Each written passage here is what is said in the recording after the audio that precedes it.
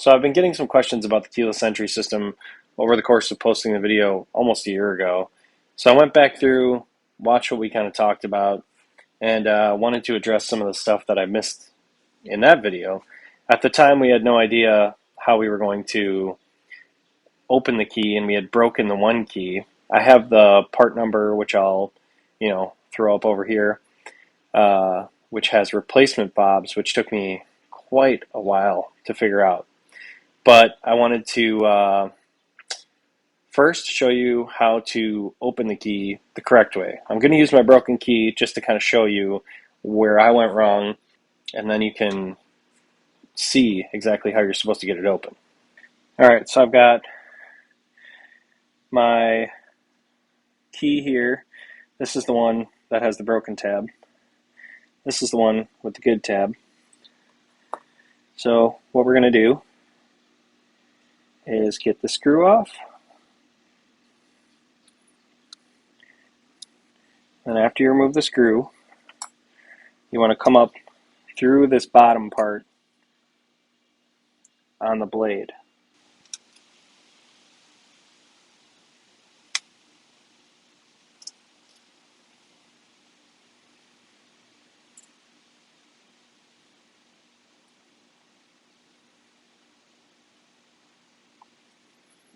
Alright, so then you work your way up from the bottom here.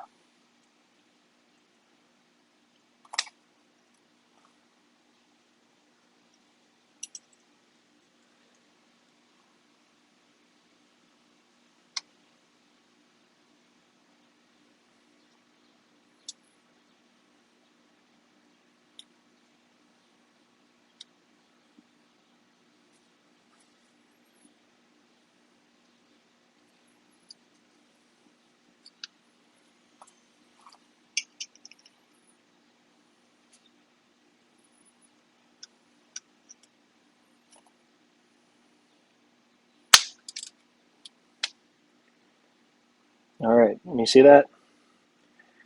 So if you go from the key blade, you can get that thing no problem. There's the little tab, and then all you need to do to get it back on there is you just push it. It needs motion sliding this way, and you have to go from this Toyota side. So that's all you need to do.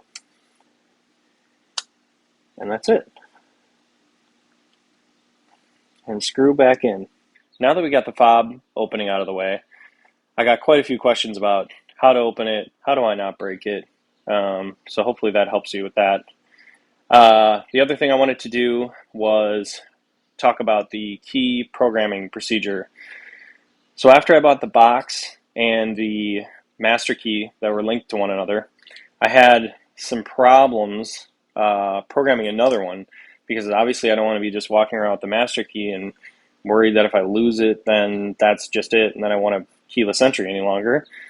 So I finally found the part number for the key, which I'll put up there. I'll post a little picture and show you what that part number is.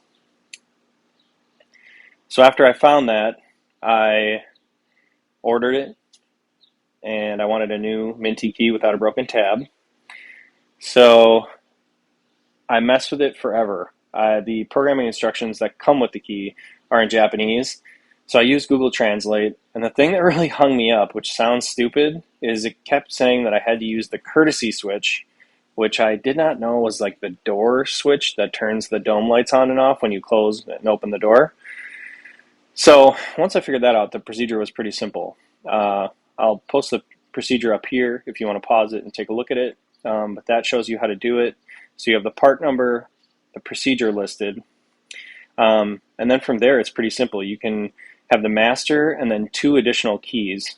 So I feel like that sets you up to have stuff for a really long time. Another thing I wanted to talk about is I get a lot of questions about ordering the fob, like the master key in the box.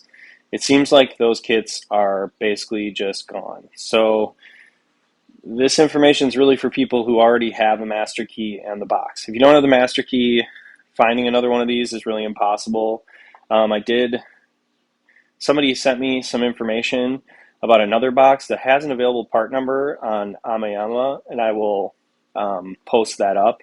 So you could maybe order that, and I don't know, but I'll post a little diagram with that information up here too, and you can see that. So there's an off chance that if somebody wants to experiment with it, spend a couple $100, you might be able to make it happen still. But otherwise, mainly for the people that have the master key and the box that goes with that master key, that's who this information is going to really apply to. So if there's any other questions you have, or you want to ask me any other things, be sure to put it down in the comments and I can address it at a later date. But thanks for watching, and make sure to like, comment, subscribe so that you can stay up to date with all the stuff we're doing with the Supra and our other cars. Thanks for watching.